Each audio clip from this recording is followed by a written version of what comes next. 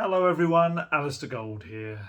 Bit happier start than the last video, despite the fact that we are now in the post-Harry Kane era at Tottenham Hotspur. It's probably because we're also in the Ange Postecoglou era officially with Tottenham Hotspur, because we've now had the first Premier League game of the Australian's tenure. And you know what? There were enough positives in there. There's a lot of stuff to still improve on, and he admitted that himself. But I quite enjoyed it again. Another Tottenham Hotspur match. This is becoming unnerving, quite strange. I'm not used to watching so many Spurs games in a row and enjoying the experience. It's very, very weird. But there it is. And, you know, I think if you'd have asked me probably about a month ago, even last couple of weeks, would I have taken a point away from the G-Tech Community Stadium? I would probably say yes. Let's be honest, it was a very, what's the best way to say it? A tricky game to start, not least for any club, but also for a team that has had such a ropey pre-season, for a Postecoglou side that by his own admission, he didn't think was going to be match sharp and fit enough, because lost the game against Leicester, as in quite literally lost it. It vanished. Well, it didn't vanish. Well, I guess it did. It kind of was almost, it was swept away in the rain. And then obviously Roma pulling out as well. So Spurs were never going to be as sharp as a Brentford side that I think had played 5 or 6 pre-season matches ahead of the game. So do you know what? I think a point to start the Postecoglou adventure is good enough. It could have been more, it could have been less, but I think a point was just about a fair result. And it all started very differently. I don't know if you've seen yet, but Guesty and I were sat next to each other watching it, and we just like, ooh, what are they doing here? And what happened was, after the new Tottenham Hotspur captain, Son Heung-min, did the stuff with the referee and the other captain in the middle, he went off with James Maddison, who'd gathered the rest of the squad, and they headed off over to travelling fans, applauded them all, and then did their huddle in front of them.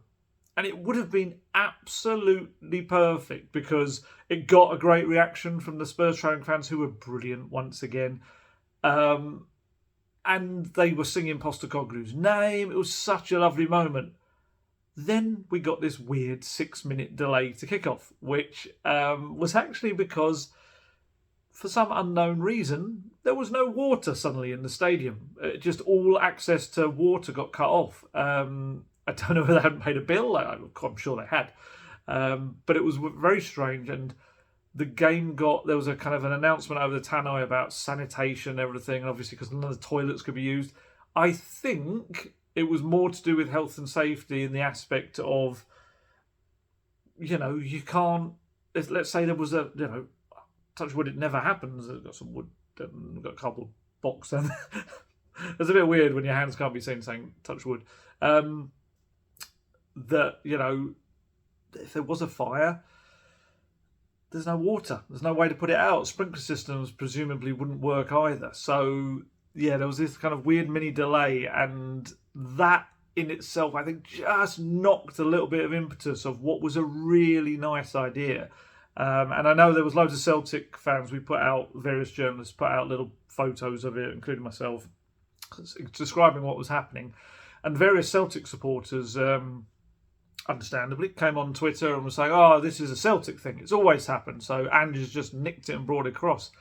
It wasn't him. It was Sonny. Guesty did an interview with James Maddison after the match, and Madders told him that Sonny texted him the night before and suggested it as an idea, that's something that they could do to kind of repay the fans and really start connecting, I guess, again with them. And it was a brilliant idea. It did. It really, really worked. And yeah, Postecoglou was very clear to say it was not his idea. He said, nah, not me, mate. I have enough on my plate. It was driven by the players, and I thought our supporters were outstanding today.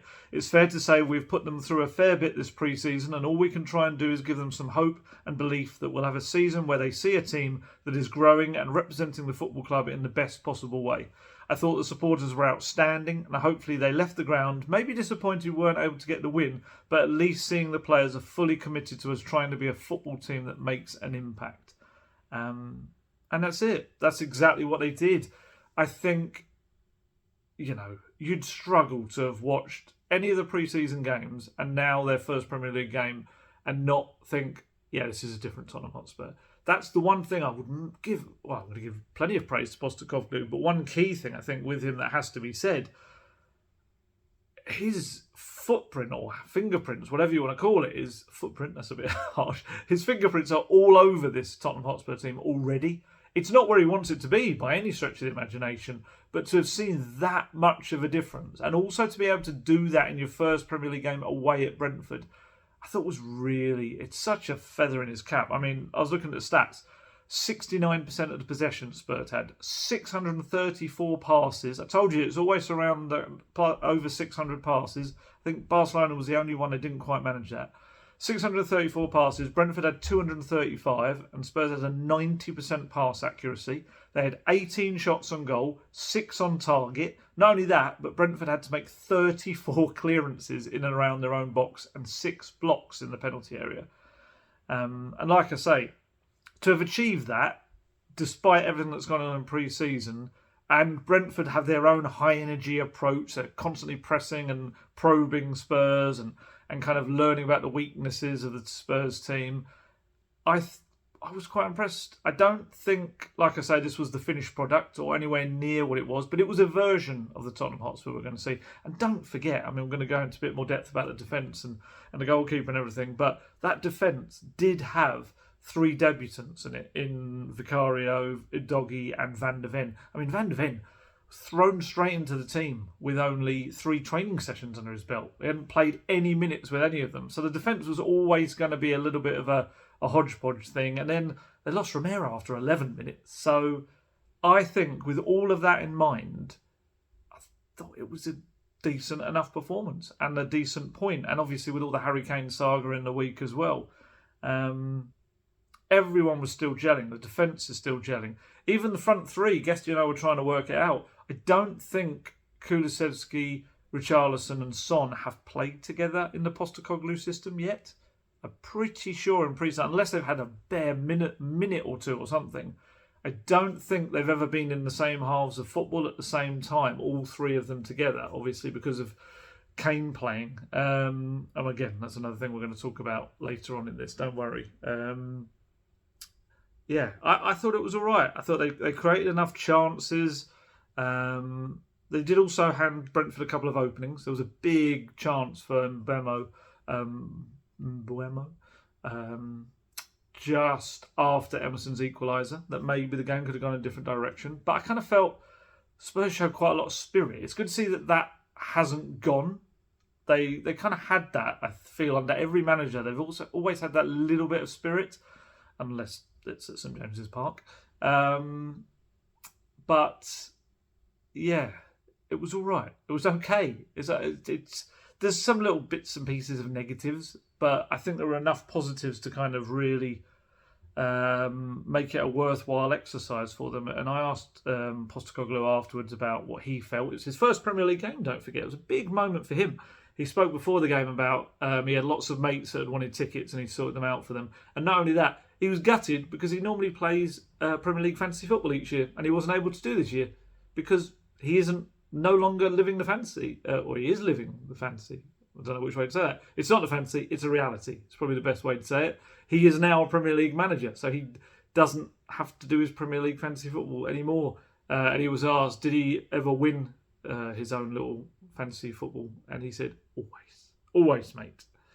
So, he gets to do the real thing now. So I asked him what he felt about the match. He said, I was pleased with the effort the lads put in. I was pleased with the way they reacted to everything that was going on in that first half. Second half, I thought we controlled the game and probably could have been a little bit more threatening in our front third to create more opportunities because we had so much of the ball. But in the context of where we're at and what happened on the day, I thought what was pleasing most for me was how the players reacted to it all and the effort they put in. I was trying to think back at the second half and I can't remember many Brentford chances. There was a little penalty claim that they had with Vicario, which, I mean, again, we'll talk about that a little bit and understand why it wasn't given and by the laws and everything. But I did feel second half they didn't really give too much away, and that's credit to the defence as well. Like I say, gelling that little bit more and getting to know each other after only like one half of football. And even the big chances they had in the first half. That's the thing. Vicario didn't really have many saves to make, but obviously first half, iffy penalty. And an unfortunate goal that was probably going to be saved had Van de Ven not got that little nick on it. And I guess in the end, the kind of thing to not be too satisfied, I guess, with if you're attackers, is that it was two defenders who scored the goals. So it's good to have goals from anywhere, but again, we'll talk about the attackers and more about that in a little bit. But just the fact that they, showed character is an important thing. And Postecoglou said again, or more on top of that, he said, we have to improve. Whatever we did today, you never know, because we haven't had the ideal pre-season. So in the back of my mind, I'm thinking that as much as you have to be ready, I was concerned whether we were from a physical standpoint, and I don't think we are. But part of that is also how the players embrace that challenge. It was a good starting point for us today, but we need to improve, and we have to improve, and we will. I think that 2-1 down, having conceded a penalty and an own goal, it would have been very easy for us to drop our heads, but I never sensed that in the group. They were pretty determined to get back in the game, and I thought we did that well and maybe just lacked a bit of cutting edge today. So first point wasn't the most, the full-on Postecoglou experience, I don't think, but it was a decent start. And probably the brightest light of it all for me was Yves Bissouma. I thought Yves Bissouma was magnificent. He gave me Ndombele vibes massively. If we're going to say that Maddison is the next Eriksen, then absolutely Bissouma was the Ndombele of the team. I think if anyone is going to be the figurehead of the Postecoglou era, I think it's going to be Bissouma, because everything revolves around him. I said earlier, Spurs had 634 passes.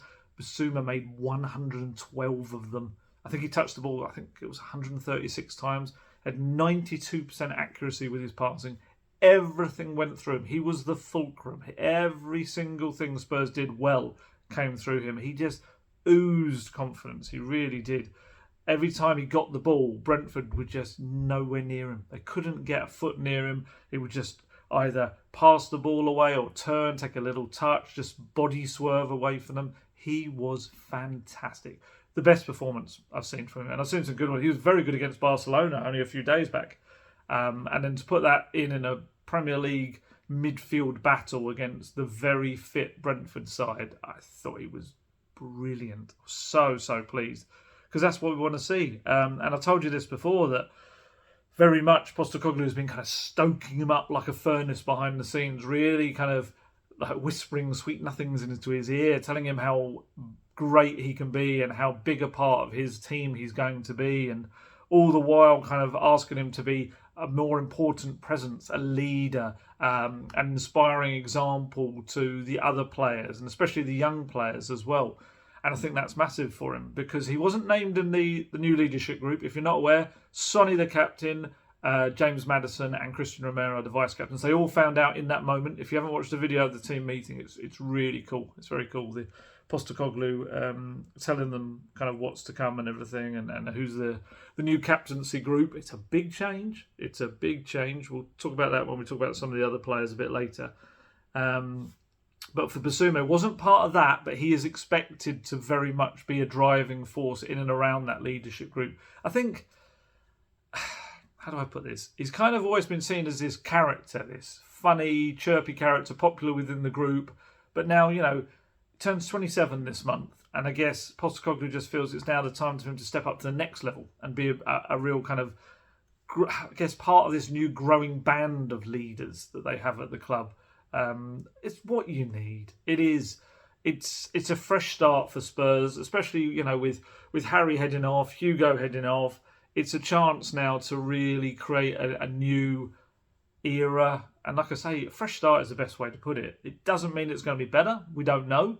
But certainly, I think the best chance you've got of creating something different is to have fresh faces leading that charge, and that seems to be what's happening. And Bissouma can really be a big part of that. And he responded really well to it as well. He had more touches and completed more take-ons than any other player in the Premier League over the weekend. Postecoglou said about him, he has been outstanding through pre-season and was superb today. We had a lot of the ball and it was important we kept things ticking over. Our progression of the ball was really good. We just lacked a cutting edge. It is the stage we're at. We're trying to change the way the team plays and they're taking on a lot of information. So if you don't remember, James Maddison told me when we were out in Thailand, when I was asking him about players that surprised him, he said Bissouma is a very, very good player. I played against him when he was at Brighton and he probably didn't play as much as he'd like to have done last season, but there's a top player in there. And maybe that would have been a good answer for your last question. If you remember, I asked him who surprised him. He couldn't think of one. Then I asked him about Bissouma and he essentially said this. Yeah, he said he would have been a good answer for your last question. He has surprised me a little bit. He's a leader. He talks. For someone who's only been at the club for a year and didn't maybe have the best first season as he would have hoped, he's very demanding and very vocal, and there's a brilliant player in there. So I'm looking forward to seeing how that partnership can go. That partnership certainly went. It was superb. Honestly, those two players, Maddison and Bissouma, like I say, maybe the new Eriksen and Ndombele. There's me talking about fresh starts and new things and then comparing them to old players. As journalists always do, we like to contradict ourselves. But it could really be a partnership that drives Spurs through from the very kind of core of their team. I thought Maddison was also excellent. He's such an exciting purchase for Spurs. He really is. What I kind of loved watching about Maddison is he's so unpredictable for defences because he can put a ball onto anyone's head or feet within a heartbeat, but then he can also take the ball, dribble with it, beat a man with ease, drop a shoulder, do a little bit of swerve. There's a little bit of a Gaza about him. I'm absolutely going to compare him to every single previous player, but there's a little bit of that, having the ability on the ball, the cheeky chappy nature about him, but also the ability to drive past players at will. And both 2 assists in his first game. First Premier League game. First ball into Romero it was perfect for Romero. Very hard ball on his head, but we're going to talk about Romero's head as well. And then the second one, in the moment, I actually thought it was the tackle that took the ball, but kind of watching it in a close-up, it looks like Maddison managed to just scoop the ball as he's taken down to the floor, and that knocks it to Emerson, who hits a really nice low shot into the net. So, yeah, I mean, 40 million. It could be one of the bargains of the summer. And kind of Postecoglou did refer to that in something he said in one of the Friday sections in his press conference, that everyone talks about these 115 million pound signings that obviously Chelsea are just going mad at the moment. But he said sometimes, and quite often, the perfect player for a system isn't the most expensive player for the system. And he said Madders, as he calls him, and everyone calls him at Spurs, is the best example. He said, he's not as expensive as everyone else. It's a contract situation, of course. 40 million for a player with 1 year left in his deal. But Postecoglou said it, he's perfect for what we're trying to do. And honestly, they can keep him away from injuries. He could have a season like he did a couple of years ago for Leicester, and in terms of huge numbers of goals and assists together, because he gets in great positions, he picks players out. He's one of the players I'm probably most excited about seeing this season, just because I think he's going to take a lot of the load, the playmaking load left behind by Kane, and that's crucial, because we've spoken about this so many times that you can't really replace Kane as a player, but you can try to take aspects of what he does and share it out. And Maddison taking on the creative aspect, the playmaker aspect, is huge for Spurs. And then that leaves you then to find someone who can sounds a bit, making light of it, but put the ball in the net. And I know that's not the easiest thing in a Premier League team, or a Premier League match, but Spurs are going to create a lot of chances. And again, we're going to talk about the attackers as well. But yeah, Maddison was superb. 6 key passes he made. Obviously, he has taken the number 10 shirt from Harry Kane that Harry Kane left behind. Many players would have shied away from that. Many players that took it then would have maybe shrunk under the pressure. Maddison goes out there in his first game and was superb. Gets 2 assists. Takes a lot of whacks. I can see why he gets injuries. He takes a lot of kicks to his legs. He has this thing that a lot of players do where they kind of cut bits and pieces into their socks. I can't remember. There is a reason behind it, and someone might put it in the comments. I don't know whether it's something blood flow related. I don't know what it is exactly, whether there's a kind of a medical issue, medical beneficial thing to it. But yeah, if you look at his socks, it looks like they've been like Freddy Krueger's tried to grab his legs or something. But no, I think it was so good, and you'd think that he and Basuma have kind of got those two spots sewn up, and now it's down to, I guess, who gets the third one. When he's fully fit, and that could take a while until he's really sharp, it could be Rodrigo Bentancur. We all hope he will come back and be able to get back. I saw him Brian Hill did a little Instagram story today that had Bentancur doing little kind of hops, I guess is just the best way to say it, over little tiny hurdles. And again, quite literally, it is a little hurdle that he's overcome. So he's getting there. Oliver Skipp was the third midfielder. Yesterday didn't quite produce, of course, what he did in Barcelona, which was just superb. He was so attacking and everything. But I think with him, Postecoglou really likes him because he creates the energy and the covering, and he does a lot of the dirty work for Spurs. He gets up the pitch as well. He's almost playing in a role that maybe doesn't suit him entirely, although, you know, he might say, hello, look at my performance in Barcelona.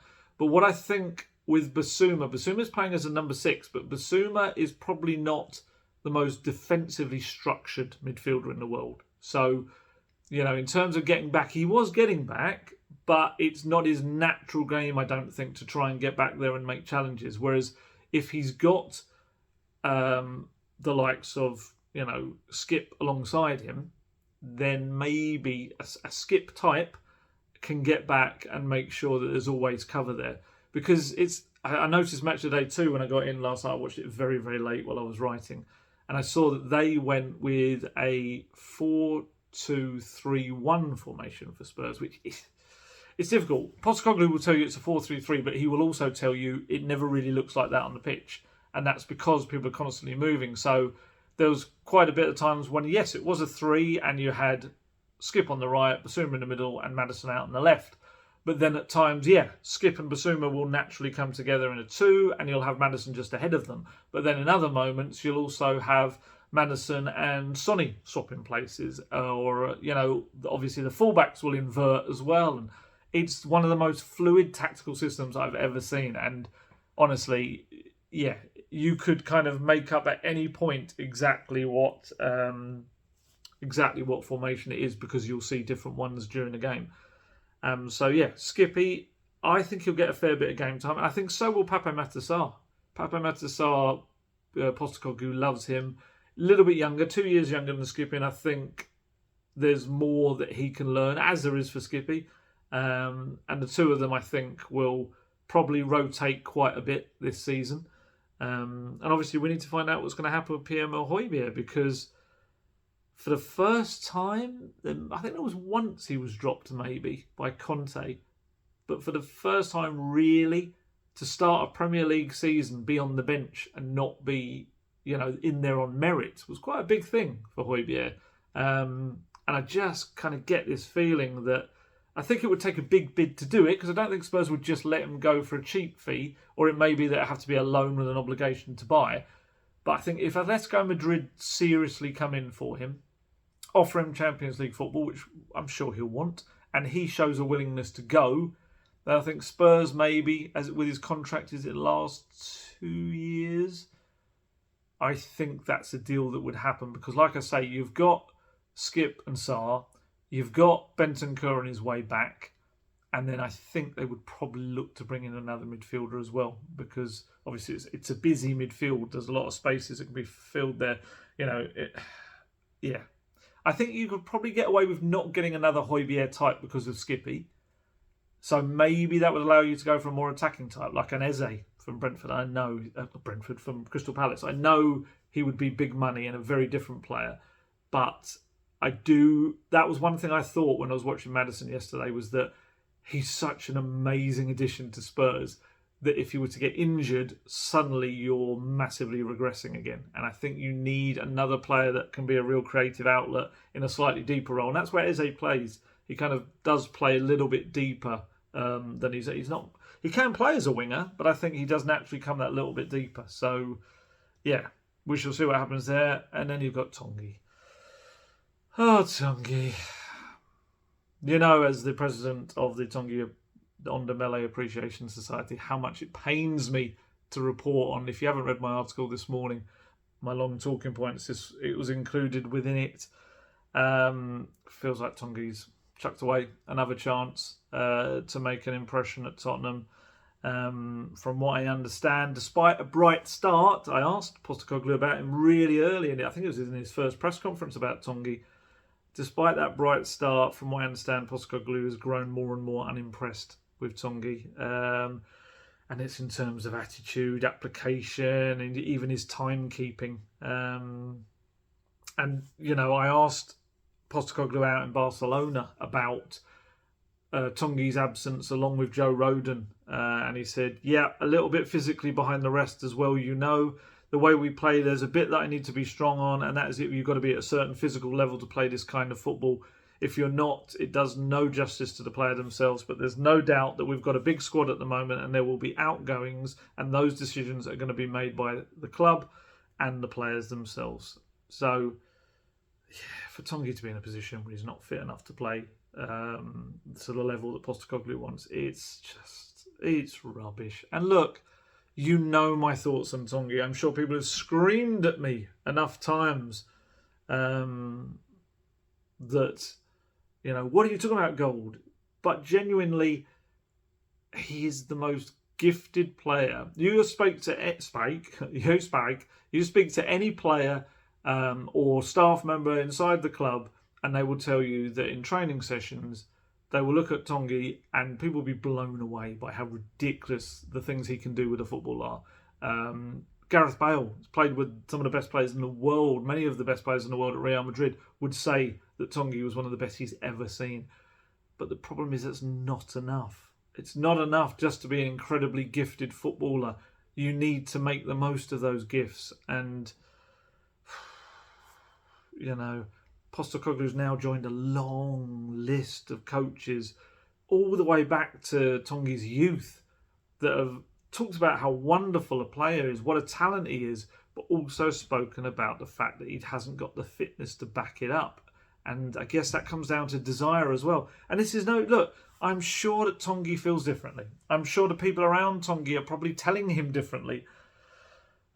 But you just look back. I mean, the quotes are there. I remember when Tongi signed back in 2019, doing, like, as I always do, I have to research signings and looking back. And there were quotes from his coaches when he was at youth, or when he was at teams, youth teams, and his early sides as he became a senior professional at clubs in France. And the coaches just saying, well, yeah, but, you know, he has to do it consistently. He has to have the fitness. He has to want it.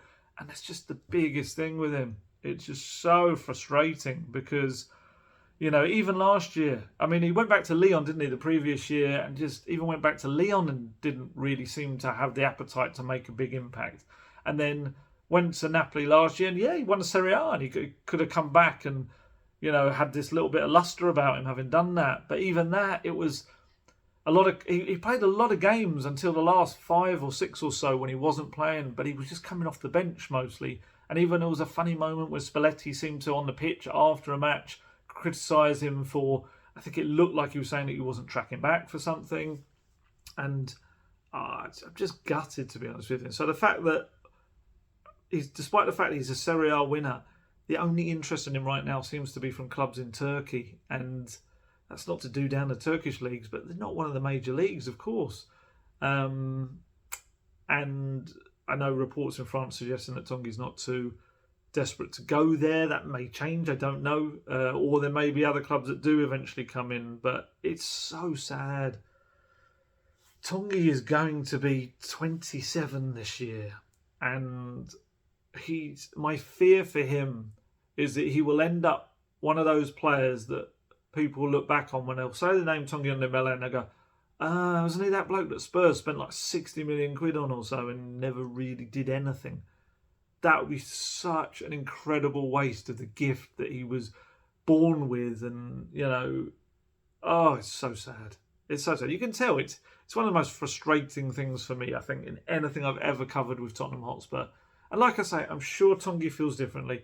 And I'm sure, maybe he'll feel misunderstood. I don't know. But when you've had this many coaches in a row that have not been able to get the best out of one of the most gifted footballers out there, it can't be all of the coaches that are wrong. It just can't.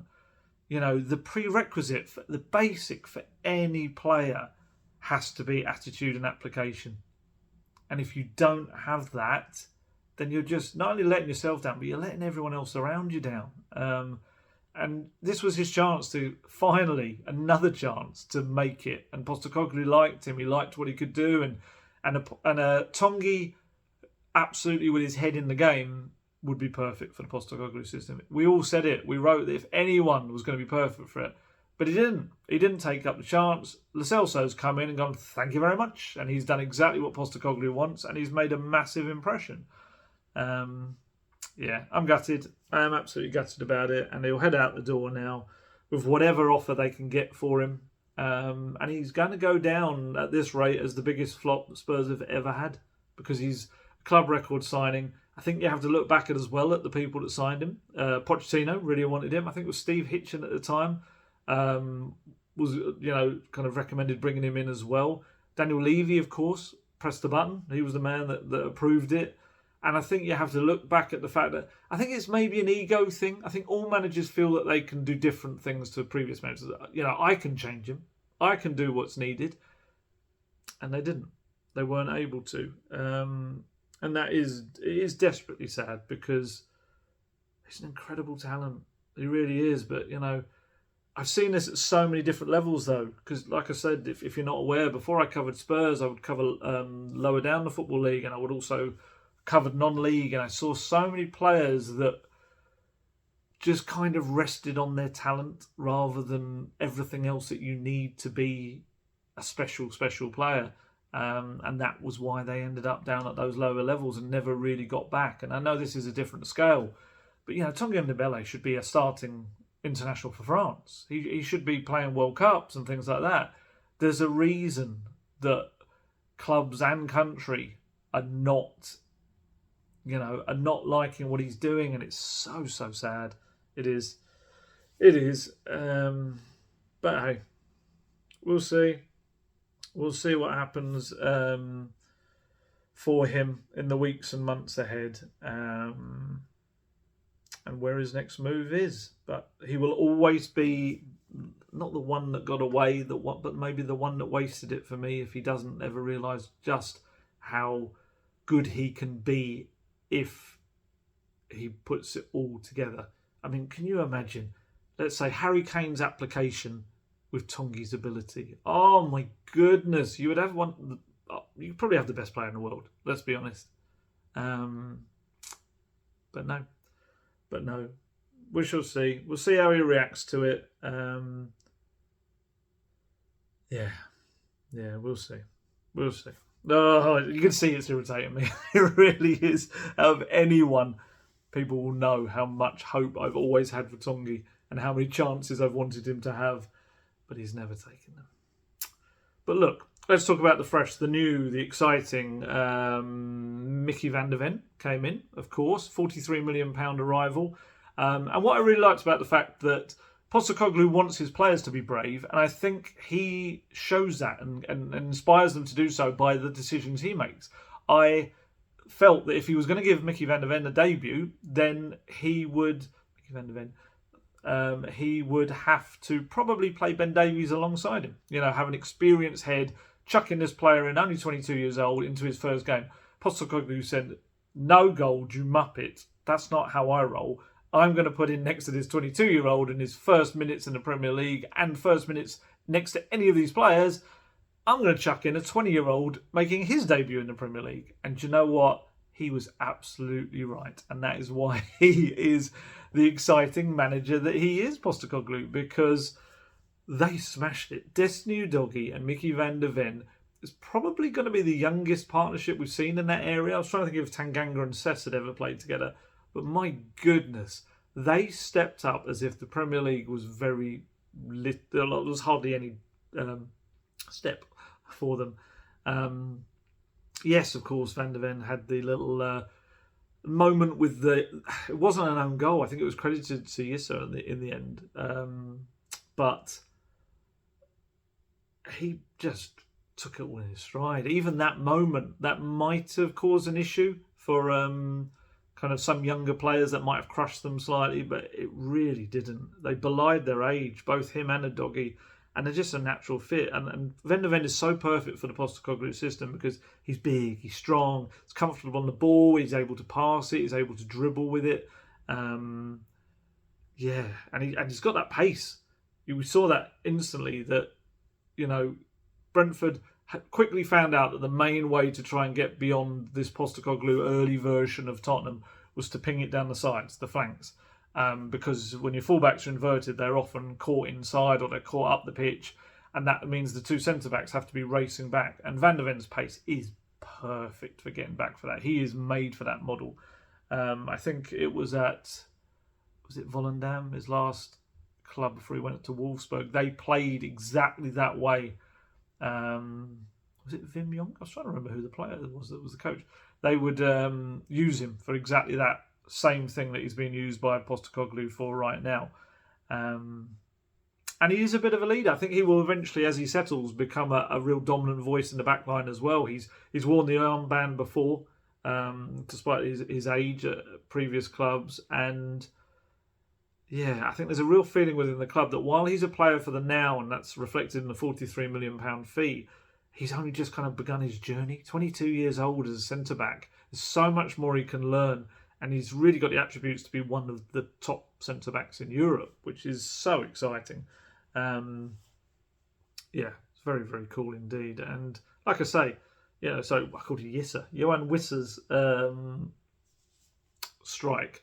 It was one of those any defender would have tried to get in the way, and it was just the unfortunate way it bobbled, and he kind of just gave it the merest of deflections that then took it over Vicario's dive, who probably had it covered. 90 minutes under his belt as well. He hasn't even played 90 minutes in pre-season. There was a real doubt over whether he'd start. Postecoglou wasn't giving much away. And also, really just to mention the fact he's left-footed just gives such a nice balance to the back line. It really, really does. And Ben Davies is playing there, but we said before, Ben Davies is a bit on the shorter side to playing a back two in a central defensive partnership. But that's why Postecoglou was playing it, was to have the balance with the left foot and the right foot, are able to go out to the flanks, but also equally to drive forward with the ball comfortably without having to swap feet. I asked Postecoglou after the game, that was one of my questions after, 3 questions after. One of them was about Van der Ven and the debutants, and he said, obviously we had Mickey, Destiny and Vic. I love the fact that they call Guillermo Vicario Vic, just thinks of some old boy. We had Mickey, Destiny and Vic. That does sound like a proper bunch of lads down the old social club, doesn't it? The old boys playing cards. 3 of our back 5 making their debut for the club, and anyone will tell you when it comes to the defensive side of the game, the more understanding you have, the better you are. We obviously took a bit of a gamble throwing them all in, but I thought all 3 handled themselves really well. It's not an easy place to come, and you get put under pressure with balls coming into the box. I thought they all handled themselves really well. Mickey has only had 3 sessions with us, so I could have waited to put him in there, but my feeling is he'll be a very good footballer for us, and the quicker we introduce him to the Premier League football, the better he will be. Fair play. He was spot on. Got a big one against Man U, obviously coming next week. But yeah, to get him that experience, I agree. I think that was an important kind of thing for him. On Udogie, he was... I can't believe how young he is. I honestly can't believe he's only 20 years old. Obviously, he was regarded as one of the best young fullbacks, or wingbacks technically, in Serie A last season. But the fact I think that he's played for Italy under-21s as a fullback was a big help for him. It made the step to play in that position that little bit easier. He's got skill, he's got strength, he's got a real kind of turn of pace as well. And like I say, those balls down the flank were not as much of a challenge for him as I felt they were for Emerson. And Emerson, He did. I mean, to be fair, Emerson was up against Rico Henry, who I think will be a handful for any fullback. He was very good. I like Rico Henry a lot. He's someone I'm sure Spurs will have had a look at over themselves over the years. And I mean, the second goal especially, he was breezed past. He really was. And again, actually, for the chance for Mbeumo just before half-time. Obviously, in between that, Emerson scored a lovely goal. It was a really nice finish, low into the corner. He did some he did some funny little no-look things. He did a lovely nutmeg back heel as well. He often does them in areas where there's no pressure and no real need to do them, but they're funny and they're lovely to watch all the same. I guess it's better to do those in areas where it's not going to cause a problem for anyone if they're not going to come off. But yeah, who else? Vicario. Vicario's mixed. I must admit, I don't like what I'm seeing on social media, but social media, it was really interesting actually. I was speaking to someone a few weeks back, deals with various Premier League players, and they were saying that they always tell their clients that social media represents only 3% of fan mood, attitude, reaction, whatever. And that was really interesting. It probably is the best way to look at social media. But I must admit, I don't like this already. Vicario's rubbish. We should have got Raya. David Raya should be our keeper. I don't agree with that at all. Come on. This is the guy's first Premier League appearance. And do you know what? I still don't feel he's actually properly... We've kind of seen him tested. He doesn't have to make too many saves. And I think a lot of the goals that have been conceded are stuff that it's actually probably was quite awkward or close range, point blank stuff. Like I said, the second goal yesterday was a deflected thing. Nothing you can really do about it. First one's a penalty. They're a bit of a lottery, aren't they, penalties? You're going to have 50-50 of them. I felt he showed some good handling at times, some kind of basic saves that he made.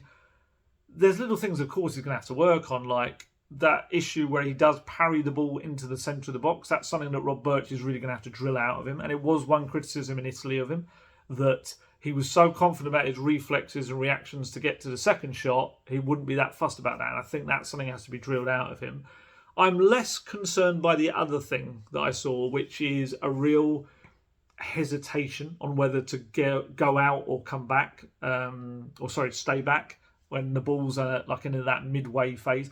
And the reason I'm not as worried about that is because that's down to not knowing your defenders around you, and that will change. He doesn't know whether Mickey van der Ven is someone that will race out or naturally come back. He doesn't know whether Davinson Sanchez or Romero before him will counter certain balls, whether he likes to get diagonal balls that come in, or whether a ball's over the top he will come back for in the right amount of time. He's got to learn about all of these players. He's never played with Van der Ven before. He only played with Romero for 11 minutes yesterday in terms of a competitive match. Sanchez, obviously, for the remainder of the game. And it's very much, it's a fast-track education in a way for him. So yeah, please reserve your judgment on a new goalkeeper coming into a very different league. He was one of the kind of regarded as one of the best Serie A goalkeepers last season. He was right up there. And he's just going to have to get used to the Premier League. But I haven't seen actually anything so far that's worried me about him. Like I say, the parrying forward can be got out of his game by coaching. There's absolutely no issues with that. I think United, actually, you might see a better test of him, because I think there'll be more proper shots. Proper shots, you know what I mean? In terms of, that's maybe the thing with him, that we haven't really seen him pulling off these flamboyant goalkeeper saves that people go, ooh, what a keeper.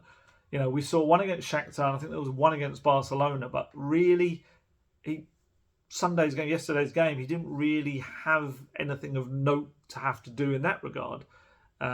He did have that one moment where there was a potential penalty claim, but I think the reasoning behind why it wasn't even considered was the fact that the effort had kind of already gone over the bar, and it was felt like that he wasn't the attacker, I can't remember who it was now, wasn't actually impeded in getting to the ball because the effort had already been had. And I know that's maybe inconsistent with some other decisions, but that was the reasoning behind it. So yeah, please do reserve judgment on a brand new goalkeeper who's just arrived in the league. You will have some players that will have wonderful starts, like Udogie and Van der Ven. I thought both dealt with it very well. But both are young players, and both will make mistakes in games to come, especially in the Postecoglou system. They're going to have so many moments. I mean, whoa, even in the first 10 minutes, we were like, ooh, with some of the passes that Spurs were playing. And they will make mistakes. They will get caught on the ball. They will pass it to an opposition attacker who will run through and score. That's going to happen. But we need to understand it's just a byproduct thing. And it's the same with Vicario's having the ball at his feet.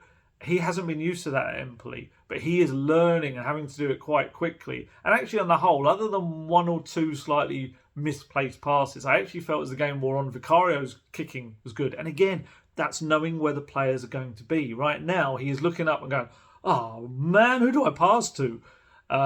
Whereas, as Postecoglou said, rather than it being instructions to the team, it will become instinct. And each of the players will know where they're meant to be at any set time. And when that happens, Vicario is probably not even going to have to look up, and he's going to play it to a certain area where he knows Udogie, Van der Ven, Romero or Emerson will be, or the midfielders will have come, Bassoon will have come back, Skip, Maddison, whoever, and he will know exactly where they're meant to be. And so you're not going to see passes put out of play or passes putting players in danger. It's all part of the system.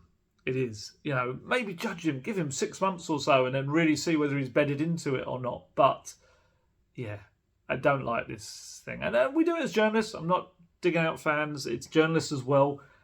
We sometimes make these snap decisions. I remember the Kulusevski is Bambi on ice one from the Brighton game and then proceeded to get goals and assists galore for the games after.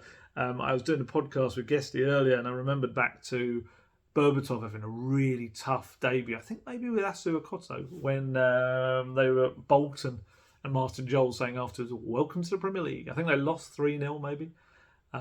It's just about learning. And people do it at different times and different rates and adjust quicker or slower. Who else? Romero. Oh yeah, the Romero incident. Oh my goodness. Obviously had that big bang clash of heads early on. Needed a lot of treatment. You could tell the medical team were very closely watching. It was down below us and you could see they were always looking across at him, the physios. And then when he scored that header from Maddison's terrific curled in free kick, honestly, the thud as he headed the ball was so loud. You could hear it. It was a power. It's a brilliant header. The way he manages to guide it. Brilliant ball, but brilliant header as well. But the kind of power that he hits it with, and then he kind of clattered to the floor. And then obviously you'll have seen the more the close-ups of it, where he kind of gets up, he's like, yeah, scored! And then it's like a guy on a kind of a drunken night out. He's like, yeah, oh, God. And you can just see him really properly struggling for a moment. And Basuma immediately turns around, waves to the bench. I think Emerson also, there's a few of them kind of turn to the bench with a little bit of concern. And Postecoglou, you can just see, right, get him off. That's it, as soon as that. And then they had that kind of long stoppage for VAR to check whether the goal was offside or not. And I think Romero, during that period, was like, no, I'm all right, I'm fine. And he convinced himself he was going to play. And then we had this really awkward moment where the sub was being made, Sanchez was coming on, Postecoglou was like, no, come on, let's go off. And Romero was like, no, it's fine, I'm okay, I'm okay, lads. And it was like, oh no, it's a bit like Kepa, wasn't it, in the final? Was it the Carabao Cup final? And you just kind of felt, oh, please don't do this, lads. Don't have a big falling out in the first game. But to be fair, I think Postecoglou is just such a presence. He just like looked at Romero and just was like, now, kind of thing. Get it. Like some kind of parent and their kid. And Romero just like, okay. And what actually happened was Postecoglou grabbed him as he was coming off the pitch and held him by the head. And he was like, oh, don't squeeze his head. And he said something into his ear, presumably explaining why it had to happen. Because, yeah, you don't say no to Postecoglou. And I asked him about him after the game. Actually, Romero, after that, although he did kind of accept it, he was frustrated. He went off down a tunnel, like flinging his arms around. I think he was just annoyed that, as all players would want to play on. And again, I think another pointer towards kind of the character he is. Conte once said he'd play if he had one leg hanging off, kind of thing. And Romero's got criticism before about not wanting to play for Spurs. And I think this was another moment that said, oh, yes, he does. And he's a vice-captain now as well. An interesting choice that as well with Romero. I think it's partly to give him a bit more responsibility and maybe give him that little sense when he's about to go for a reckless challenge. Oh no, I'm supposed to be a leader. I think it nicely stops the South American group of players becoming a clique on their own. A clique. And it's a bit the same with Maddison. I think it's representing Maddison's kind of maturity over the last 12 months, 2 years, whatever you want to say, is he's become a dad. And with Romero, I think as a World Cup winner, what is he, only 24? Is he 25? Yeah, I can't even remember. But I think it's a clever move. And I asked Postecoglou afterwards about the bang to the head. He said he got a head knock and it was pretty clear. And the medical team were monitoring him as he progressed from there, and then he scored with his head. They were pretty sure we needed for his own benefit to get him off. And obviously what we know about head injuries, for me, it's not even an issue. We'll always err on the side of caution. Christian, the player, is not the one you listen to in those situations because he doesn't know what is going on either. So I thought it was pretty clear what we had to do. I'm disappointed that we apparently filled out the wrong slip and it was not a concussion sub. In this day and age, where what we know about head injuries, if we're going to worry about what form we fill out, I thought it was pretty clear what happened, but hopefully he'll be okay. And then he was asked whether Romero will be okay to face United. He said, I don't know, mate. Well, exactly, that is where people like me should shut up and listen to the doctors, so that is what I'll do. We've gone beyond the stage of managers or players trying to get funny about these things. It is clear the protocols are there for a reason and the welfare of the player is paramount. So that decision will be made by people who know about this subject far more than I do. It's interesting, this whole aspect of filling in the wrong form. We were trying to work out exactly what that could mean. In terms of, there's a suggestion that because it wasn't classed as a concussion sub, that Postecoglou actually used up one of his allotted 3 moments where he could make subs, which meant he wasn't able to do one later on. I was trying to think of the subs he made. There was a suggestion of that anyway. I'm not entirely sure whether that does work, we're thinking back. But that was one of the suggestions. The other idea is actually may work in their favour in that because they didn't go through the concussion protocol in terms of the sub, if he's examined, they've all been given a day off today, the players, but if he comes back tomorrow and there's absolutely no sign of any issue, any concussion there at all, then that probably makes the process easier of him being absolutely fine to be able to play against Man U. If he doesn't, if he does have concussion signs, then obviously I think it's 6 days he then has to sit it out. So I'm not entirely sure whether that's 6 days from the match or whether that's 6 days from that latest diagnosis, but I would say even from the match, that's going to take him to Saturday, which is the match. So he's probably going to miss the United game if that was the case. And it's just so important that they just do the right thing. And as Postecoglou said, it should never be down to the player, and that's quite right. Spurs did the right thing. I watch a lot of NFL and seeing the Miami Dolphins quarterback Tua, he's had real concussion issues over the last year or so. So you can see, and I know it's a different sport and it's not particularly comparable, but in sports certainly they've just got to be so careful with it. They really have, because you don't want it to happen more than once or twice, because then it does start to become something that can be more of a worrying long-term thing. And I thought it was interesting that Postecoglou also called Romero his team's most influential defender when he was talking about the setbacks, and that's a good sign as well for him. So that's Romero. We'll see what happens with him. We need to talk about Eric Dier. Social media can absolutely be let's be honest, a cesspit at times in terms of what it can do to people. And if you ever needed proof that all you have to do is make up a load of rubbish and sell it to people who want to believe that, and it just becomes more widespread than the truth. This Eric Dier's incident, or it's not even incident, nonsense that happened this week kind of proves that. So if you're not aware of the claims of what happened, so it was put out on social media, I think it was Twitter it started, I can't remember, that it was just entirely fictional as well, which is so bizarre. There were claims that Eric Dier had unfollowed Tottenham on Instagram due to his outrage of not being included in the new leadership group or getting the captaincy or whatever you want to call it. And he'd also taken everything to do with Tottenham out of his bio on his Instagram page. And thus, anyone going to his Instagram page can see that, oh my goodness, he doesn't follow Spurs. Oh my goodness, he's got nothing about Spurs in his bio. But the truth is, he hasn't followed Spurs or England or anyone he plays for on his Instagram account for years. He's never had Spurs in his bio on his Instagram account. That is not what he is. That's just not what. If you look at his Instagram account again, I really need to stress to people, because sometimes people forget this. About 90 to 95% of footballers at the Premier League level or top level in the game do not run their own social media accounts anyway. I'm sorry to burst this bubble. I know it's a little bit like saying something about Santa Claus or whatever, but most people have a team that do it anyway. So the thought that players go into their social media accounts and go, "Ooh, I'm going to unfollow him, I don't like him," or anything like that, it's just not true. It would be a decision made by a social media team. But yeah, in this one, Eric Dier's Instagram account, it's pretty much mainly geared towards either his business stuff, which is Spotless, the restaurant reviewing kind of place and sharing place, or his dogs. There's quite a lot of him and his dogs.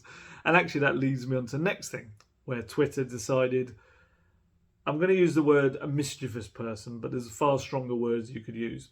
Someone decided to carefully crop a post that Dier put out in March, which was one of his dogs looking at him on the sofa saying, "I'm the captain now." It was a reference to Captain Phillips, the Tom Hanks movie. Nothing to do with anything to do with Spurs. And what they've done, this person, is they've carefully cropped out the date so you can't tell when it was done. And then they've said, "Ooh, Eric Dier put this out on his Instagram and then quickly deleted it. It's about the captaincy. It's about Harry Kane leaving and him being the captain now, or wanting to be the captain now." Again, it's one of those that can't be proved in that aspect, because people will go to it and go, "Oh, it's not there. It has been deleted. Oh my goodness." All people had to do was scroll down a bit, and you'd see in March he did that very post. The post was there. And the trouble is, I do think it's this kind of sense that people will just believe what they want to believe, and that's the saddest thing about it. Is, whatever you think about Eric Dier, whatever you think about his performances, whether you think that the injury he had, the operation he had hampered him last season, whether you just want him gone from your football club, I don't know. But the rubbish that he has to endure, I say endure because I don't think he even looks at social media, but the rubbish that is put about him on there, and I was talking with Guesty about this earlier, that we know it's nonsense. It's complete nonsense, and it has been proved to be nonsense. But I know that at some point I will talk to a Spurs fan, maybe in months to come, and they will say to me, we'll maybe say something about Eric Dier, and they'll say, "Oh yeah, remember when he threw his toys out the pram about the whole captaincy thing?" It never happened. But it will still exist, because people won't see the explanation that it's not real and it was all fabricated and fake. They won't see this, and they won't see me talking about it. And just there'll be this wider sense that will spread. People will put it in WhatsApp groups. And it is one of the most frustrating things about social media today, is that you can put out anything false whatsoever. And it will stay out there as fact. And it will remain far longer than the actual truth out there in people's minds. It's very sad. And there was another one last night as well. There was a tweet went out, and rumours that Eric Dier is a new player for one of the Saudi Arabian sides. And so I kind of did all my various asking arounds, and it all quickly came back like, well, no, he was training today, so he's not at any team in Saudi Arabia. And just got it absolutely confirmed. There was nothing in it whatsoever. Absolute nonsense. Whether it becomes something, I'd still say probably not, if it were to kind of something that were to actually crop up, because I think, unless I'm wrong, that I think Eric Dier has kind of some ethical reasons maybe why he wouldn't go to Saudi Arabia. I don't know. I don't want to speak for him, but I'm pretty sure he said stuff on the topics before. I know that hasn't kind of stop some footballers from making that move. But yeah, it's just mad what can go out there. And obviously, then that was compounded by the fact that Dier was not in the squad yesterday. And it's sad that obviously someone had told him about everything that was going on social media. So there was the actual need for his account to then suddenly start following Spurs, despite the fact he hadn't. And there was like training photos went up, and there was a photo of the Tottenham Hotspur lineup with a little caption, "Let's go, boys." And it's just like, so annoying what social media does. It really is mad. And Postecoglou was asked about Dier. He said, "Eric is part of the team. We left a few out today. We left some players on the bench today that are very good players. We need a strong squad. It's not about 11 players. Eric is in the same boat as all the other boys. He's working hard in training and available for selection. My decisions then are what I think will give us the best chance of success for any given game, and then we reassess the week after. Nothing really unusual there." And look, Dier, I think it still stands. He'd like to remain at Spurs and fight for his place. But again, with his contract now in its final year, Postecoglou telling me in Barcelona he wants another centre-back still to come in. Torino's Per Schurz is one of those that's being eyed up. Maybe the situation changes if he just keeps dropping down the pecking order. I don't know. I mean, Sanchez obviously came in and has really taken his chance in the last couple of games, and I still kind of feel that Sanchez probably fits the Postecoglou high line better. I mean, maybe with the aspect of having to pass the ball around, Dier's that little bit better if you want someone to step into midfield, because that's what he did very successfully alongside Ndombele for a few years under Pochettino. But I think in terms of that high line, I think Davinson's pace just gives him that little extra kind of nudge. So I'd imagine it will be either or. They're both, Davinson and Dier, are in their last year of their contract, and I think one of them's probably going to have to go, and the other is maybe going to be offered a new contract purely because they'll be in their last year, unless they both go. And then you've got Japhet Tanganga, who needs game time as well, and really probably has to go off. Poor Japhet, it's just like the utility guy that fills in once in a while when you need someone, and that's no way to make a career, really. And again, with Dier, it's like he needed that operation. He started last season really well, but obviously a mixture of poor performances, and probably he'd say now being affected by the pain that got worse and worse that he had to have an operation. And that then set back his pre-season a little bit. But I think even in a best case scenario, I think for Eric Dier, he's going to be a backup this season. I think you'll see that Romero and Van der Ven are clearly the first choice. Like I said, left footer, right footer. I don't think Dier would be needed on the left at all. He would be the backup to Romero. There will be injuries, of course. But yeah, we'll see which of them hangs around and who goes out. And like I say, it's just a shame that he's a guy that has always given everything for Spurs. Whatever you think of his performances, the way I think he gets treated on social media, it's not pleasant. Again, I'm kind of glad that I don't think he's someone that is really that fussed at all. Sorry, I've just seen Tim Sherwood has been criticising Mickey Van der Ven. Okay, anyway, moving on. Can't even bother to go there. So up front, let's talk about the attack. Richarlison. I mean, all eyes were going to be, of course, on the fact that Harry Kane was no longer there and how that would affect the attack. As I said earlier in this, it's still such early days for the attack. These are players that have got to... I know they played together last season, but in a very different system. The Postecoglou way is so different. And I understand the idea that if Kane had said from day one that he wanted to go, that he could have played Richarlison throughout the friendlies, but I think it probably would have massively weakened Spurs' position. And also, they weren't guaranteed that Kane was going to go. Kane had a proper wobble, apparently, on Thursday about whether he was going to go or not. Presumably just because of timing, I guess family reasons maybe.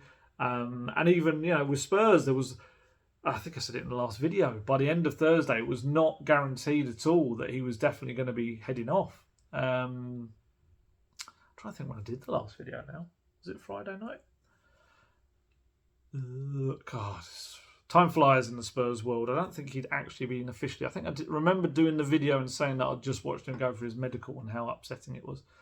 But yeah, certainly on Thursday night, there was no guarantee that he was going at all. So if that's the case, then you kind of need Harry Kane getting minutes here and there as well. And what I would say is, if you'd have made it very clear that Harry Kane was leaving, Spurs would not have got the £100 million rising to £120 million. And, who knows, they could have got £30-40 million less, because Bayern would have known they were in such a strong position. And that £30 to £40 million could be another big player. That's the amount that's the amount. I don't know why I said it like that. That's the amount they spent on Maddison. That's the amount they spent on Van de Ven. You could get another big player through the door before this window ends because of that. So I think if it's the case of Richarlison being slightly slightly more out of sync with Kulusevski and Son for a game or two, I think that's fine. I think that's something we'll just have to accept. He did look rusty. He had joint fewest touches of any starting player, 34 on the pitch. Just one shot on target. He doesn't have the ability to come deep like Kane does. He'll come back and he can hold up the ball. There was one moment he held it up really well. Actually, it reminds me, he did this lovely turn on the edge of the box that didn't actually end up resulting in anything, but it was a lovely little move. But yeah, so when he's out of the game, he doesn't have that ability to come deep, link up play and be part of it. But then that's kind of not what Postecoglou wants anyway. So I guess it kind of works in that regard as well. I was trying to think of the chances he had. Maddison had a decent little link up with him. A couple of times he put him through, teed up. He had one shot where he ran through, kind of hit it on the slide and the keeper pushed it out. He had another one where the shot blocked in the box. And there were a couple of times when Maddison played little through balls that were just too far ahead of Richarlison. I think Sonny and Kulusevski didn't particularly link up with him very well. Kulusevski had a funny game, but one of those where he flattered to deceive but didn't really make a huge impact. Sonny... difficult one. Sonny obviously had the penalty incident, which was the softest penalty I've maybe seen given a long time.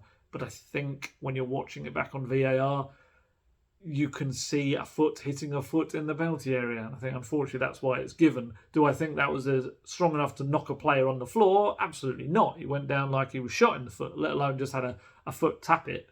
But with Sonny, he had a couple of chances at the back post, didn't he? Yeah, I mean, again, he's getting used to this role in this system. I'd still like to see him and Richarlison switch it up more, and sometimes Richarlison going wide and Sonny playing as a central striker. And Postecoglou said that is a role that he could well use him in, going through the middle. I think for Sonny, because of the fact that I said before that they put more low balls into the box rather than high crosses, I think for Sonny, I think Postecoglou said this pretty much, that he actually might not have suited being a central striker for other managers, but for Postecoglou it could work really well. This is a guy that's Golden Boot winner. I still think we've dismissed Sonny as a central striker too easily for Richarlison. Yeah, and actually Postecoglou was asked about Richarlison. He said, I thought he worked hard today, but I felt we didn't use him enough. I thought we could have been a little bit more direct to him and looked for him a little bit more. He was making some good runs and he was working hard. He had a couple of half opportunities, but I thought we could have created more for him. The key for us with Richie is to keep supporting him because he's working awfully hard for the team in a defensive sense. And when we get in that front third, I thought we didn't look enough for him today. I've got a lot of time for him. He's a striker and he's got a lot of great attributes and he will always work hard for the team. And that's a good starting point for me. But obviously it's difficult. He's going to be compared to Kane, despite the fact that Kane for me is just incomparable really with anyone. At the same time on Sunday, obviously Harry had his press conference in Munich, which I listened to. I wish I hadn't. It was very depressing. Just essentially admitted he left because he just wants to be challenging at the top of the league and winning trophies. It's it's not rocket science, and I still feel that Harry will come back at some point. I think every sense I've got from those who know him suggests that he'll be back at some point. And to be fair, in that slightly video that he did, he kind of suggested that as well, and Postecoglou said that. When I say video, I think what he said was lovely, and I think in a written form it had been really good. I just don't think the execution of it was quite I'm massively nitpicking, and I'm really sorry. It's so pedantic. I just it wasn't the emotional video I was expecting from someone who'd been at the club for almost 20 years. I think the sentiment of what he's saying absolutely was. Like I said, if it was one of those classic ones where they put it out in a long thing that you read, I think people would have been different about it. I think maybe even if it had been said over some kind of montage-y type thing, it would have been different. Actually, I don't think he did any of like a video montage. Or sorry, his team did any video montage-y type thing for him. I felt it just had the vibe of one of his post-match little videos that he would do, where he just chatted about stuff. It didn't, for me, feel like a player that had, it was a real wrench to leave a club, and maybe that's true. Maybe the circumstances created that in those last 48 hours. Maybe it was just the fact that it was done in a bit of a rush. Maybe I'm just massively overanalyzing it. I could well be, or maybe just he didn't want to upset the Bayern fans that he's going to by making it look like he didn't really want to leave his club. I don't know. There's so many factors to it. I just it didn't grab me. It didn't. The things that have probably got me the most in the day since have been some of the YouTube compilation videos, not YouTube, Twitter compilation videos that have gone out there, just showing him through his various stages of his time at Spurs. I think even the Spurs one, I don't think was as good as some of the ones that were out there on social media. But obviously he had his first match as well the previous night at the Super Cup, where Bayern lost to Leipzig. Look, I don't wish anything bad for Harry Kane. I hope he fills his boots with goals and trophies. I really do, because he's earned the chance. He's earned it. He carried Spurs for so many years. I know people will talk about the big games, the finals, whatever, but I'm sorry. Please, you can't put down what Harry Kane has meant to Tottenham Hotspur. And if he goes away, wins trophies, comes back to Tottenham, a bit like Teddy did, maybe, and completes his adventure there, I'd be ecstatic. I'd be delighted with that. Of course, I wanted him to stay. I think he would have scored ridiculous amounts in a Postecoglou system. I think it would have been an amazing marriage of two, people as well. Not quite a marriage, you know what I mean. But ultimately, I didn't want him to desperately lose that match on Saturday night. The only thing I would say is it saved us all from a load of memes and ridiculous stuff about Kane's left Spurs and within his first game, he's won a trophy. I think the fact that we now won't have to deal with that until later in the season probably is a different thing. Carabao Cup final before that. Who knows the table? How the turntables have turned, to quote The Office. The American one. Spurs could technically win a trophy before Kane does. Who knows? I'm trying to think if there's any German trophies before that. I don't know. But yeah, who knows? I mean, Postecoglou made it very clear that he didn't need anyone, to give anyone a big hug because Harry had gone. He said, football clubs move on pretty quickly. I haven't needed to address it. I haven't needed to give them a warm, fuzzy cuddle just to see how they are.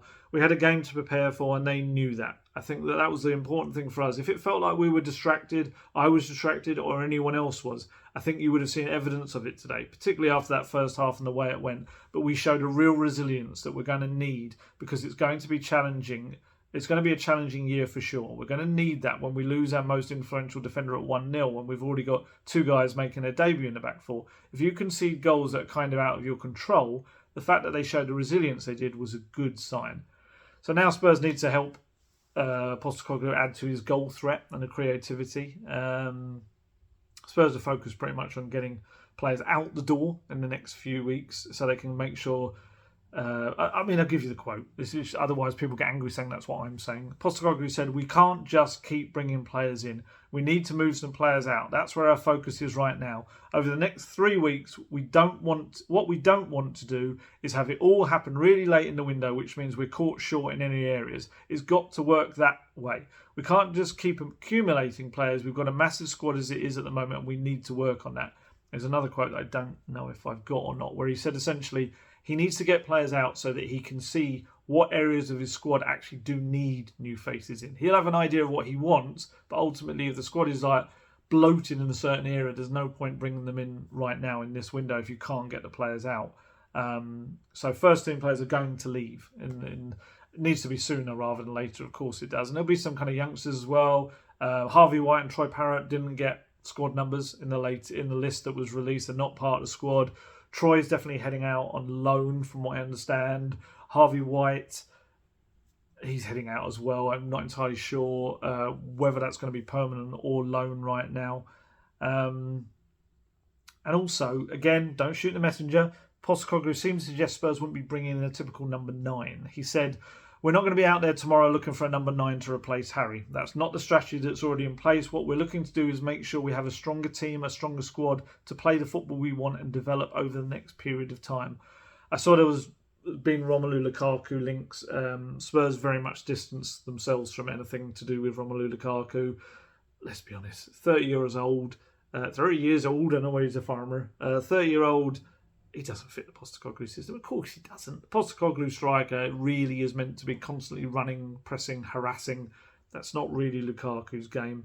I think it's more maybe Italian. So a couple of the Italian clubs trying to do a little bit of psychological stuff as they try and get him from Chelsea. Look, there's a part of me that wonders whether Spurs address this in a slightly different way. You know, we know they really like Ivan Toney. Ivan Toney is obviously banned at the moment with the betting stuff. He is not going to be back. I think his first game back is likely to be Spurs right at the end. I think it's January the 30th. So whether Spurs like him, they do like him. Whether they attempt to try to sign him as soon as the ban ends, I think he's allowed to train. Guesty was telling me this today. He's allowed to train halfway through his ban. So I don't know whether Spurs, the aesthetics of buying a player while they're on a ban, how that works, but I do think that Toney fits the Postecoglou system brilliantly. He really does. He's a prolific goal scorer. He is someone that has got the mobility as well to really make it work. So I wonder whether they, for the long game, keep an eye on him to either sign in January or next summer. And I guess also in a bit of a long game thing, maybe sign a younger player for now. And that's maybe why Postecoglou's saying about not going for a number 9 type. I mean, they could easily make a statement sign. They could try to sign a Vlahovic. They could try and, the young lad from Germany, Leverkusen striker. I'm going to have to Google this because it's going to really annoy me. His name has gone out of my head. I even said it on the podcast earlier with Guesty. It's not Leverkusen. Who am I thinking of? Is it Maneo? Oh my goodness. Sorry. This is very unprofessional, but it's gone out of my head. Yeah, that's rubbish. I tried to write Tottenham Bundesliga striker. I think that may only come up with one striker now. What a fool. You're going to flood the comments with it now in case I don't remember it in time. I thought it was Leverkusen. Maybe it's not. Or was it Frankfurt? Actually, it might be Frankfurt. Yes. You don't have to... Stop now. Don't type that comment in there. It was Moani. I was right. Randall Kolo Moani. But he's an £80 million player. But again... That's a statement. If Spurs want to do that, they can go for that sort of thing. I wonder whether they're going to go for more in a roundabout way, like a Gift Orban. Obviously, Gift Orban we know they like. He's 21 years old. He can play through the middle. He can play out wide. He can play as a support striker. Very, very talented, prolific already. Obviously, it's the Belgian league. You've got to kind of have a little bit of calm over that. And certainly there's people that cover the Belgian league that have told me it's very, very good, very raw. Maybe isn't ready to be a regular starter in the Premier League, but certainly would be able to make an impact.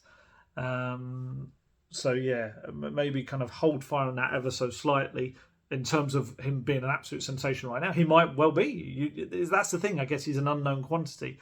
I would imagine Spurs will look to try to do something with him. I think there's a real realisation that if they don't maybe do this now, others are going to get in there and get him straight away. And it sounds awful to say, but removing the Harry Kane obstacle that has stopped them, I think, getting so many strikers in the past that have not or have been put off by the fact that Kane is there, having him now not there does open a doorway for strikers to feel that, okay, well, I've got a chance now of actually being the regular starter there. So for Gift Orban, very young, but he might feel, well, I can push Richarlison. I can get in that team.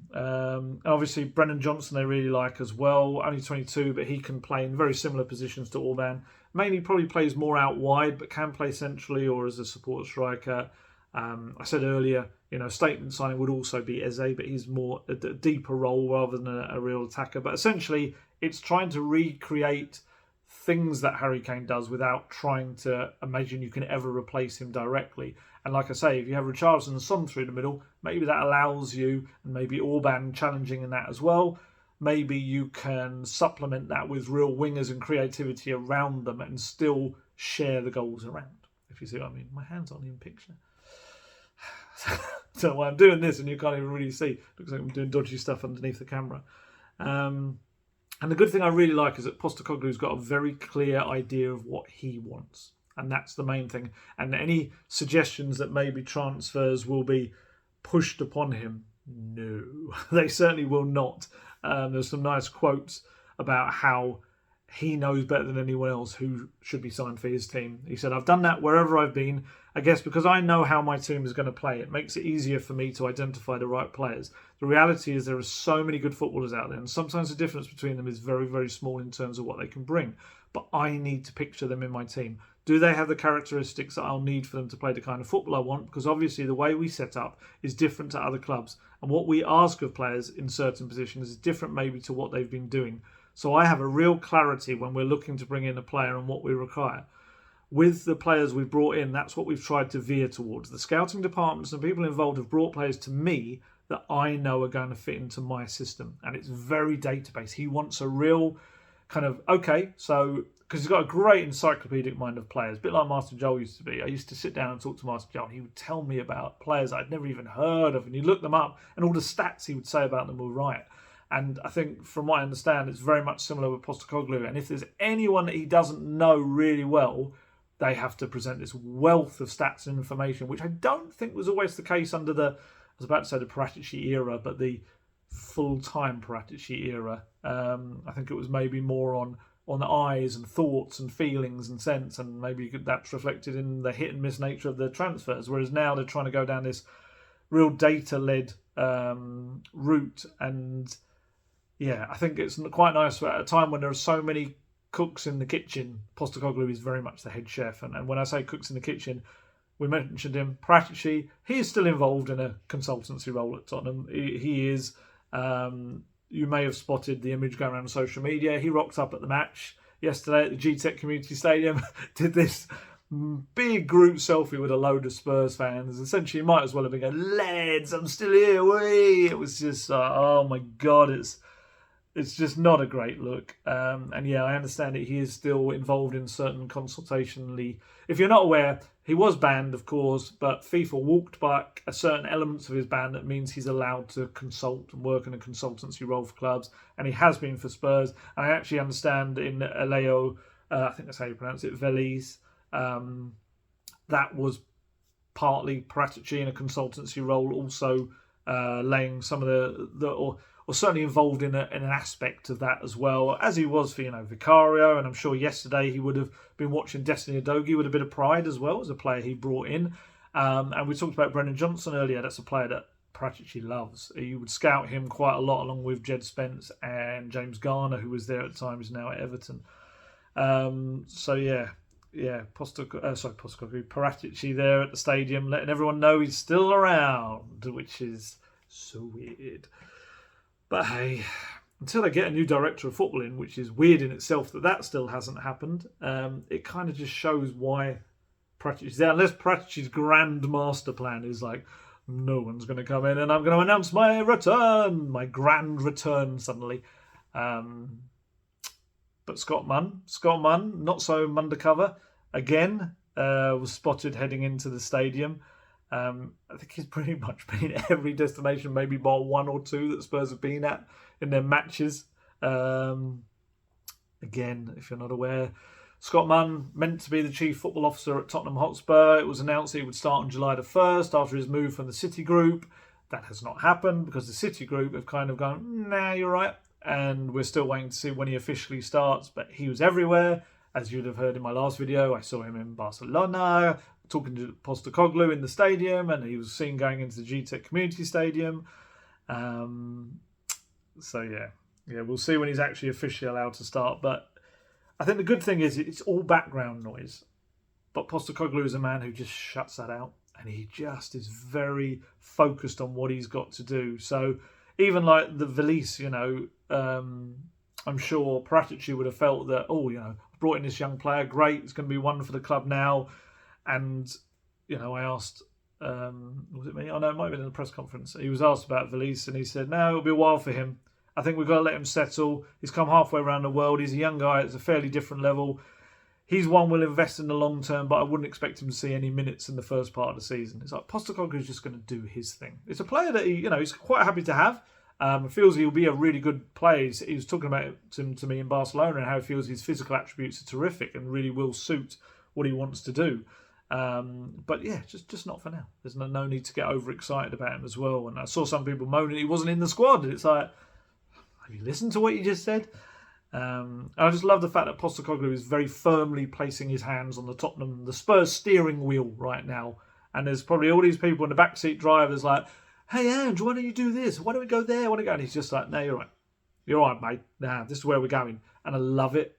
The destination will be worth the journey. And like I said, I've already enjoyed every single game that Spurs have done so far, even the defeats and the draw that we had yesterday. Spurs have long needed a clear identity and a direction. Of course they have. We know that. They haven't had it since Pochettino was there. And they haven't needed all these different people pulling the club in different directions. And this whole fresh new era, it really represents a chance to do exactly that.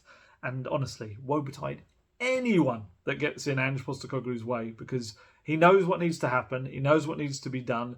Club just have to listen to it, because everywhere he's gone, he's had success when they've bought into his methods, and they will do it again at Tottenham. I said it in the last video, even with Harry going, I've got this real kind of belief in what Postecoglou can do. And I've seen people writing him off. I saw the usual Paul Merson writing Spurs. I think he does it every single season. I genuinely think that Spurs are going to surprise a lot of people. While I would never, ever say that, Spurs will be better without Harry Kane, because I love Harry Kane. I think he's one of the greatest players I've ever seen play football live. He's just an amazing player and a really good person as well. But, of course, there is the aspect of you can create a different Tottenham Hotspur from what comes next. We saw it at Liverpool when Coutinho went, and they rebuilt the squad in a different way. It's not meant to say it's better, but it can bring different positives out that weren't there before, and sometimes a stronger collective can be better. I'll use the word better now. A stronger collective can have more impact than a team that has a greater individual within it, if you get what I mean. So yeah, I'm quite excited to see what happens with that. Last thing I was just going to point out, lots of people still asking me about Gianni Vio.